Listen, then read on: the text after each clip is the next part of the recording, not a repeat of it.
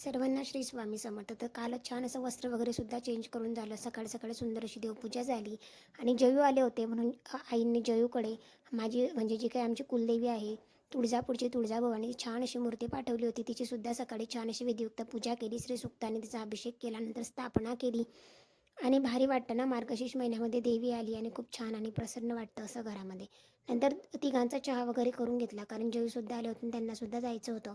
म्हणून सकाळी सकाळी गरमागरम चहा बनवला. अद्रक नव्हतं त्याच्यामुळे छान असा वेलदोडा टाकून चहा बनवला आणि वेलदोड्याचा फ्लेवर जो काही आहे ना, तो सुद्धा खूप टेस्टी येत असतो. त्याच्यानंतर थोडंसं पोहे बनवायचे होते ब्रेकफास्टमध्ये त्यांच्या दोघांसाठी, म्हणून लगेचच तेल घेतलं. तेलामध्ये थोडीशी शोप टाकली.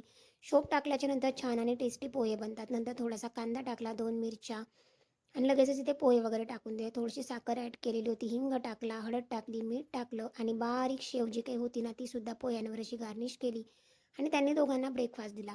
त्यांचा दोघांचा चहा वगैरे आणि पोह्यांचा ब्रेकफास्ट करून झाला. त्याच्यानंतर लगेचच मी सुद्धा इथे तयार होऊन 10:30च्या आरतीला गेली, कारण ते तिथपर्यंत एवढं कामं आवरायची होती आणि त्याच्यानंतर आरतीला वगैरे गेली. तर असा होता माझा आजचा दिवस. थँक्यू.